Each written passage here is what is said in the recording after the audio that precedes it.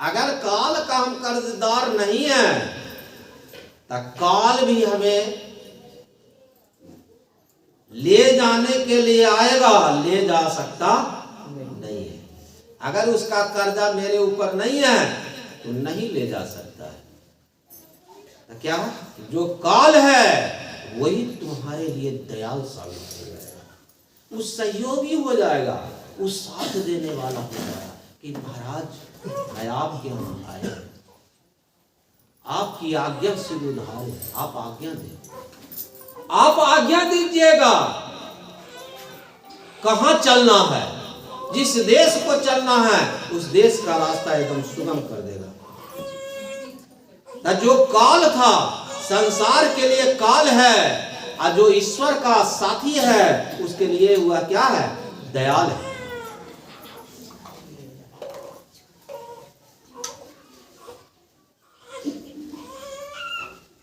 तो कहते हैं यह धन कुछ काम ना आवे, पड़े लड़ाई जाम से, अब तो समय मिला अति सुंदर। ऐसा समय जो अति सुंदर है। कहते हैं अब तो समय मिला अति सुंदर, शीतल हो बच धाम से। धाम का मतलब जो तीन ताप है, धाम का मतलब ऐसा नहीं कि तीरथ, यहाँ धाम का मतलब है ताप से। तीन ताप हर समय जीव को व्याप्त रहता है। कौन कौन ताप? दैविक, दैहिक, भौतिक ताप। जिस समय राम राज था उस समय यह तीन ताप व्याप्ता नहीं था। दैविक, दैहिक, भौतिक तापा, राम राज इनका हो न व्यापा। तो क्या राम के समय में यह तीन ताप नहीं व्यापता था जैसा तुलसी बाबा लिख रहे हैं? अगर यह तीन ताप नहीं व्यापता तब बताइए ना, ये धोबिया जो है क्या किया, ये तापे में आता है। अगर ये धोबिया नहीं होता तो यह सीता वाल्मीकि जी के यहाँ जाती। अगर यह तीन ताप नहीं व्यापा हुआ होता तो क्या राम वनवास गए होते? अगर तीन ताप नहीं व्यापा तो क्या रावण से युद्ध होता? नहीं होता। तो क्या तुलसी बाबा का यह बात असत्य है? प्रश्न उठता है ना।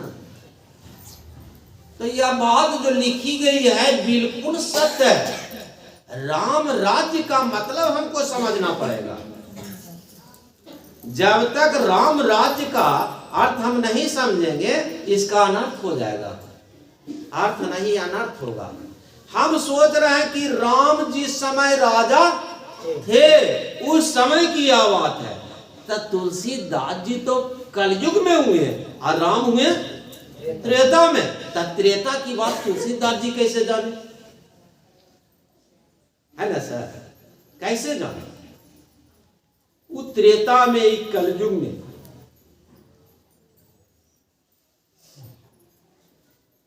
तो राम राज्य को हमने नहीं जाना। राम राज्य का मतलब होता है जो इस शरीर का राजा है, जिसके कारण से ये राज करता है, इस पर शासन करता है, उस राजा का हम पता अभी नहीं लगता है। हम नहीं जानकारी हमें कि इसका राजा कौन है। वो है तो राम राज है, वो नहीं है तो क्या है? मौत का राज है कि नहीं?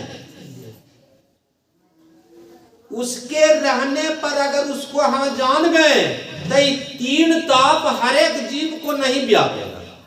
अगर उनके रहते हुए हमने नहीं जाना तो ये तीन ताप क्या, एक के ताप में राम नाम सत्य हो जाता है। तीन ताप तो दूर है, एक के ताप में राम नाम सत्य हो जाता है। दैविक देवताओं के द्वारा किया हुआ। दैविक ताप क्या है? या शरीर में कितने देव हैं? आग के देव, बताइए आप लोग अध्यात्म बहुत देवी देवता को पूछते हैं। आग के देव बोलिए ना जी,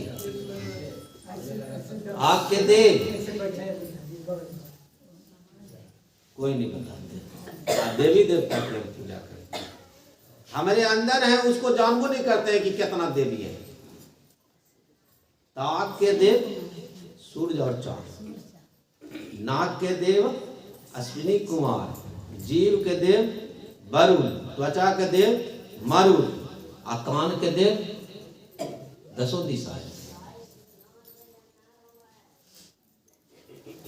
5 देव 5 ज्ञानेंद्रियां का, अब 5 देव कर्म इंद्रियां का, 10 हुआ। 4 अंतःकरण इंद्रिय, 14 देव बसत एक तन, जो चक्र रूप से अभी विराजमान है। बाकी 33 कोटि के जो देवता हैं ये रोमो रोम व्याप्त है। जिस तरह से रोम को हम नहीं गिन सकते हैं, उसी तरह से 33 कोटक के हम 100 गो के देवी देवता का नाम नहीं जानते। 50 गो है ये तो जान ही नहीं रहे, 14 गो के, अब 50-100 गो क्या जानिएगा। हम कहते हैं कि देवी देवता की पूजा करते हैं, ये अपने अंदर है उसको जानते ही नहीं है। अब हम पूजा करते हैं, जो नहीं है उसकी पूजा करते हैं, और जो है उसकी पूजा करते नहीं है। तो जिसका अस्तित्व है उसकी पूजा हम नहीं करते हैं, और जिसका अस्तित्व ही नहीं है उनकी हम पूजा करते हैं। क्यों? कि मुंह मांगा हमें जो है उनके सामने कामना धर देते हैं, वो पूर्ति कर देती है। मुंह मांगा, लेकिन पूर्ति कहां से होता है? हम ही करते हैं, लेकिन बहाना लगता है पूजा करने से मिला। पूजा करने से कोई नहीं, काम करने से मिलता है। तो जितना हम काम करेंगे उतना ही हमारी क्या है, मनोकामना की पूर्ति होते चली जाएगी। सुमिरन कर, कहते हैं कि उस शक्ति को हम प्राप्त करने के लिए क्या करना पड़ेगा? तो सुमिरन कर, सेवा कर। तो सुमिरन कर, सेवा कर, तो किसका सेवा और किसका सुमिरन? प्रश्न है ना, सेवा किसकी और सुमिरन किसका? तो स्वामी जी महाराज कहते हैं सदगुरु का। सेवा कर भी तो सदगुरु का, और सुमिरन भी कर तो सदगुरु का, किसी और का नहीं, यहाँ देवी और देवता का नहीं। क्या है? सेवा करना है तो सदगुरु की सेवा करो, सुमिरन भी करना है तो सदगुरु का सुमिरन करना है, किसी और का करना नहीं है। तो हम दूसरा इसका भी अर्थ का अनर्थ लगा देते हैं। सदगुरु, व्हाट इज सदगुरु? सदगुरु क्या है? किसकी सेवा? कौन सदगुरु की? यह भी प्रश्न है ना, किसकी सेवा? तो सदगुरु की सेवा। तो सदगुरु कहाँ है? तो सदगुरु कहीं बाहर नहीं है, सदगुरु सबके घट में है। खोज री पिया को निज घट में, जो तुम पिया से मिलना चाहो तो भटको ना जग में। खोज री पिया को, तो किसकी सेवा? अरे तुम अपनी ही सेवा अपने में करो, किसी और की सेवा करने की जरूरत नहीं है। लोग या पुरंस जो है अंधविश्वास में ले आते हैं कि सदगुरु की सेवा के मतलब होता है सदगुरु के पैर दबाना, सदगुरु को धोती पहनाना, सदगुरु को पैसा देना, यही सेवा सदगुरु का है। सदगुरु का सेवा या पुरंस है, इसकी सेवा से सदगुरु नहीं रीझ सकते हैं। आप क्या सदगुरु को दीजिएगा? जो महापुरुष हो गए, संसार लोग, संसारिक लोग उसको क्या दे सकेगा?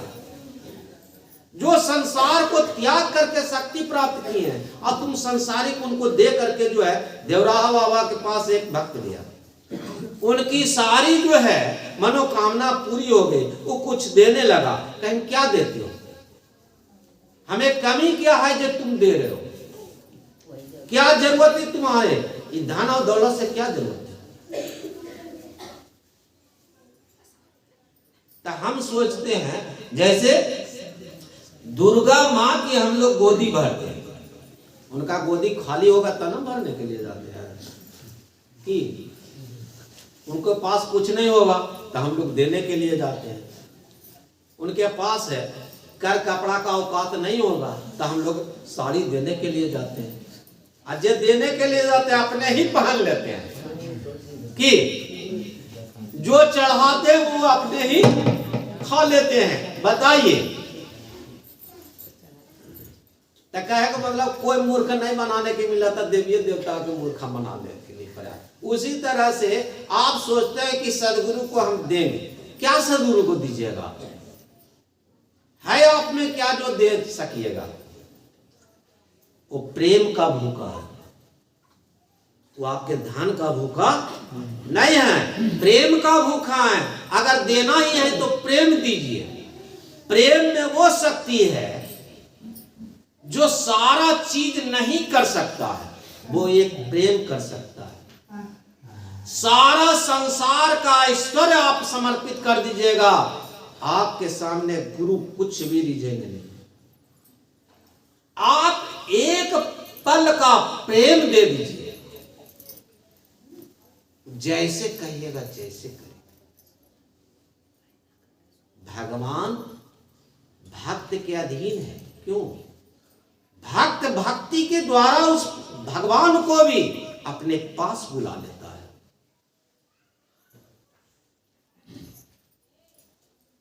ध्रुव एक छोटा सा बच्चा था। एक बात पर उन्होंने सर्वस्व त्याग करके चला गया। कहां? जंगल में। जंगल में जाता है तो क्या करता है, उसके पास जो भी था राज पोशाक वो भी छीना जाता है, जो भी पहना हुआ था सब छीन लेता है उसको। तो सारे चीज से वह खाली हो जाता है। फिर भी वो जा रहा है किसको भाई?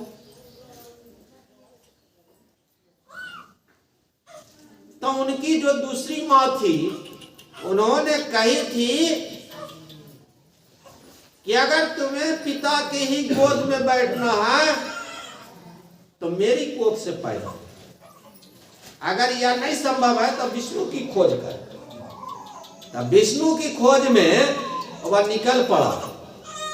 आखिर में वह अपनी भक्ति के द्वारा, तपस्या के द्वारा विष्णु को भी क्या कर लिया,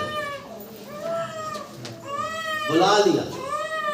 आना पड़ा उनके लिए स्पेशल। कहां गुरु की खोज करता, स्पेशल गुरु नारद जी गए। बड़ा सा बात का हाथ किनको? ध्रुव को। गुरु ने कहा क्या कि बच्चियों तुम क्यों चाहते हो, क्यों कष्ट उठाने के लिए जा रहे हो, क्या चाहिए तुम्हें? कहीं ना हमको सिर्फ चाहिए विष्णु, हमको कुछ नहीं चाहिए। हमको क्या चाहिए? विष्णु। कहीं नहीं, इसके बदले में जो है तुम और कुछ मांग डालो, हम सब चीज दे देंगे। तो कहीं नहीं, हमको चाहिए मात्र एक विष्णु। और ले जाकर के जो है जहां जाना चाहिए था वहां चले जाते हैं। एक समय की बात है कि नारद जी और ध्रुव दोनों की वार्ता चल रही थी। अब उनकी माँ और पिताजी क्या खोज में ध्रुव का निकल पड़े। अब उसी जंगल की ओर चल पड़े। अब जंगल में जब आवाज आते हैं ध्रुव ध्रुव कहाँ हो ध्रुव, कहीं पिताजी और माताजी चला रहे हैं, हमको जरा सा जल्दी हमको छिपा दीजिए, अगर जान जाएंगे तो छोड़ेंगे नहीं, हमको लेकर के चल जाएंगे, इसलिए हमको छुपा दीजिए। तो कहीं क्यों माता पिता से छुपना क्यों चाहते हैं? कहीं हम उस माता पिता को जानना चाहते हैं जो मेरे परम माता पिता हैं। इस माता पिता को तो हम जंजाल में कितना दिन पड़ गए, अब हमको चाहिए वो माता पिता। एक बच्चा का एक शब्द हृदय में चुभ गया,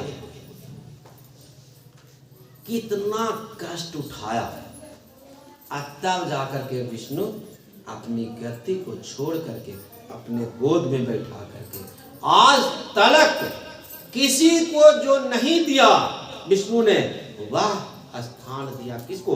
ध्रुव को। आज भी हम लोग जानते हैं ध्रुव तारा के नाम। भाई एक लोक दे दिया, और एक लोक ऐसा दिया जिसमें सब लोग समा गया है।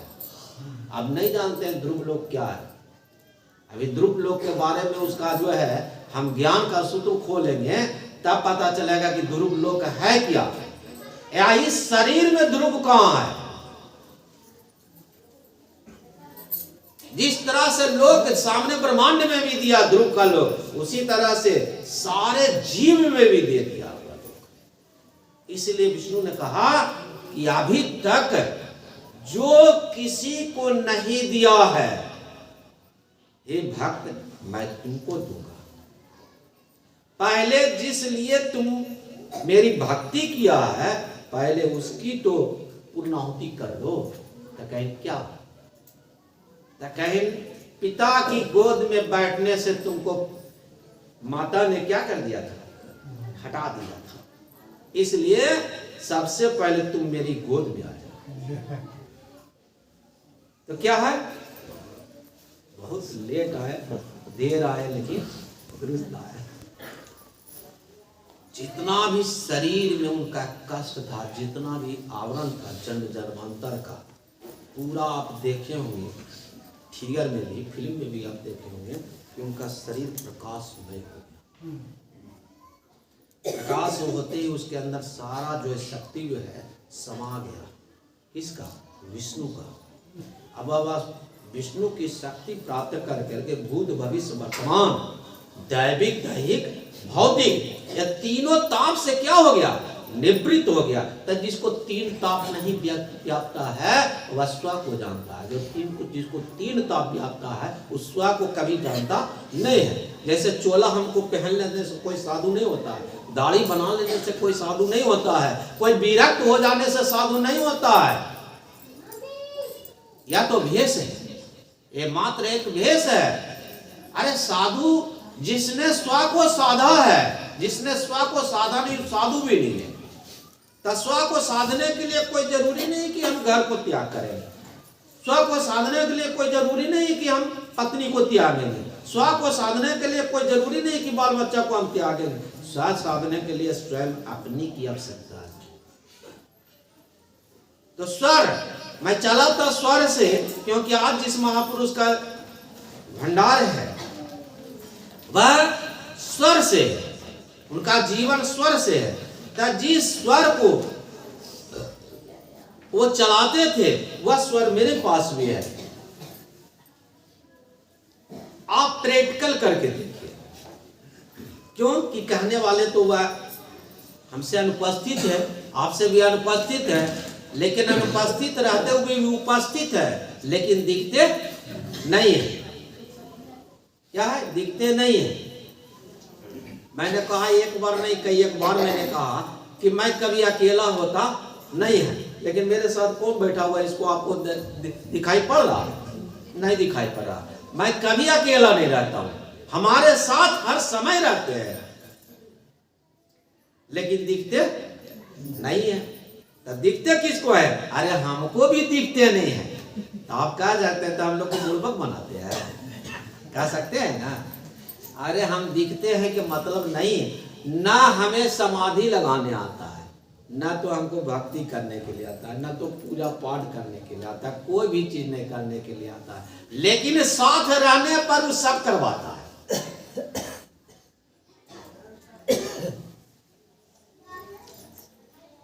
किसी व्यक्ति ने पूछा कि आप करते क्या? हम कभी कुछ नहीं करते, जो करवाते हैं वही करते हैं, बाकी हम अपना जो है कुछ नहीं करते हैं। तो करवाने वाला जब मिल जाता है तो नहीं भी करने वाला होता है तो उससे करा लिया जाता है। करने वाला चाहिए, करवाने वाला चाहिए, तो उसका जीवन अग्रगणी हो जाएगा। लेकिन अंधविश्वास में अगर पड़ गया तो उसको न उगलते भी नहीं बनेगा, न निगलते बनेगा, उसका जीवन दो राह पर चला जाएगा। दो नाव पर दो टांग को धरने का प्रयास जो करता है ना, उसका जीवन क्या हो जाता है? अंधकार में चला जाता है, वो डूब जाता है। और जिसका पग दोनों पैर एक नाव पर है तो नाव खेप लेता है। यह शरीर क्या है? एक नाव है। इसमें दो पद क्या है? दो स्वर है, एक बायां एक दाहिना, एक इंगला और एक पिंगला। ये दोनों को साध लिया तो एक पग वाला ब्रह्म नाड़ी, सूर्य नाड़ी, चंद्र नाड़ी, और तीसरा है ब्रह्म नाड़ी। तो जो ब्रह्म नाड़ी पर अवस्थित हो गया वो कभी डूब नहीं सकता।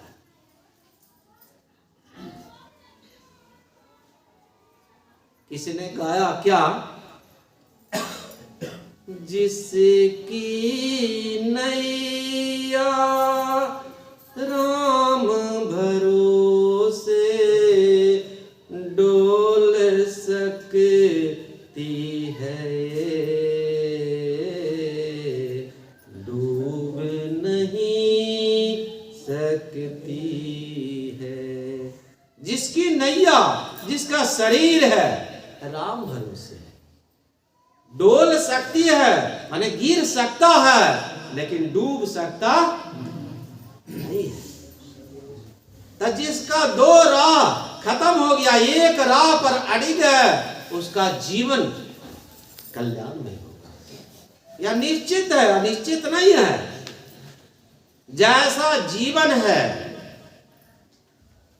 वैसा जीने का प्रयास करो। यह जीवन परमात्मा ने दिया है, तो परमात्मा कैसा है इसको पहचानने का प्रयास करो। तो स्वर के माध्यम से भी हमारे पास ज्ञान है, आभक्ति के माध्यम से वो भी मेरे पास है। स्वर के साधना चाहते हैं तो स्वर को जो है क्या है, हम कपाल भाती करते हैं, अनुलोम विलोम करते हैं। तो अनुलोम विलोम करते हैं तो बायां लेते हैं दाहिना छोड़ते हैं, दाहिना लेते हैं बायां छोड़ते हैं, है ना सर? यही ना करते हैं कि नहीं? करते हैं सर? करिए तब ना हमारी बात समझिएगा, करिएगा नहीं तो बात ही नहीं समझिएगा। ये दो अनुलोम विलोम हम आपको एक चीज बतलाते हैं। अनुलोम विलोम जो रामदेव जी ने दिया, रामदेव जी के पहले में किसी जोगी ने दिया, जोगी के पहले शंकराचार्य ने दिया। ये बहुत पुरानी जो है सूत्र है, जिसको जो है देते लोग आ रहे हैं, हम लोग उसका पालन नहीं करते हैं। अनुलोम विलोम है क्या? हम श्वास लेते हैं, श्वास छोड़ते हैं। आप नहीं भी कीजिएगा तो कर रहे हैं कि काम की नहीं, आप नहीं भी करिएगा तो चल रहा है कि नहीं। एक श्वास बाएं से चलता है, फिर दाहिने से चलता है कि नहीं, फिर दाहिने से चलता है, बाएं से होता है कि नहीं। नहीं भी कर रहे हैं तो पर भी हो रहा है। लेकिन अगर करते हैं तब क्या होगा? अगर अनुलोम विलोम अगर हम करते हैं तो मेडिटेशन माने मस्तिष्क का जितना भी जो कोशिकाएं हैं वह संतुलित रहेगा। मन में जितना उद्वेग है वो शांत रहेगा। मन की जितनी बीमारियां हैं वह नग्न, वह नाई के बराबर रहेगा। अनुलोम विलोम करने वाला व्यक्ति को हृदय रोग से वह कभी ग्रसित नहीं होगा। अनुलोम विलोम करने वाला को कभी नाक का रोग क्या है, क्या है? हमने बेटा को हो गया है, कौन चीज जी? साइनस। अनुलोम विलोम करने वाला को कभी साइनस नहीं होगा, लेकिन जिसको साइनस हो गया वो अनुलोम विलोम भी नहीं कर सकता। बहुत बार हम कहे, हमको पता नहीं था, जब ऑपरेशन लिखा डॉक्टर ने, ऑपरेशन के बावजूद भी सक्सेसफुल ऑपरेशन ये जो है साइनस होता नहीं है। तो क्या है? हेमोपैथ है, दवा खाते रहिए। अब दवा खाते रहे हैं सुबह शाम 5 मिनट, 2 ही मिनट, 1 ही मिनट, कभी इस रोग से आप रोगी नहीं होंगे। दूसरी चीज है कि एक चीज और हम देख रहे थे मोबाइल में, क्या है, शुद्ध कड़वा तेल, सरसों का तेल, अगर आप नित्य प्रतिदिन सोने वक्त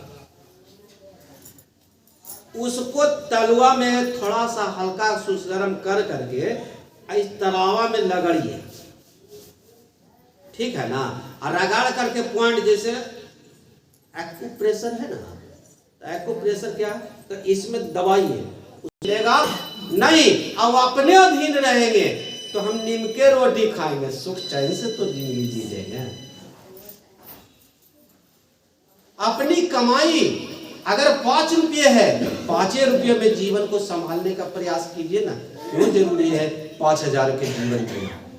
हम 5 रुपया कमाए तो 5 रुपया में जीने का जो है काम करें, उसी में आनंद है। आप देखिए कि जितनी 84 लाख योनि जो है बनाया गया है शिक्षा लेने के लिए, हम लोग उससे उपदेश नहीं लेते हैं। सारा योनि में रहने वाला जीव जो है उपदेश दे रहा है, लेकिन हम ग्रहण नहीं कर पाते हैं।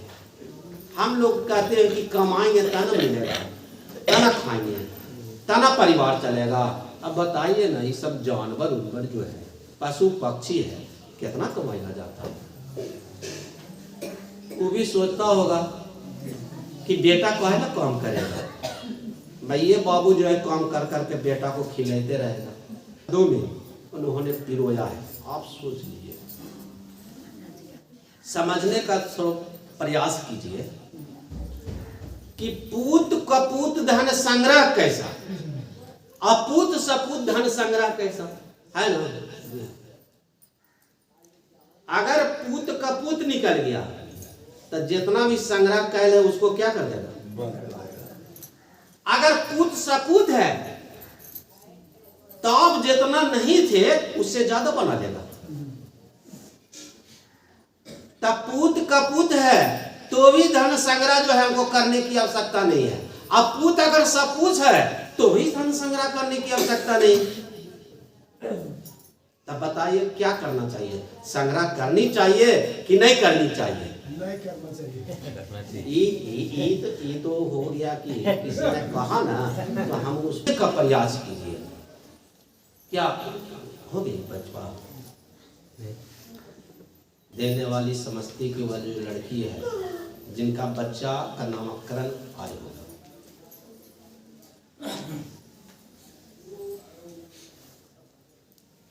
आज के समय में अपने आप को जानने के लिए जो मेहनत करता है ना, उसका यह समय सतयुग के समान हो जाता है। और जो अपने आप को नहीं जानने का प्रयास करता है, उसको क्या है, कलयुग के समान है।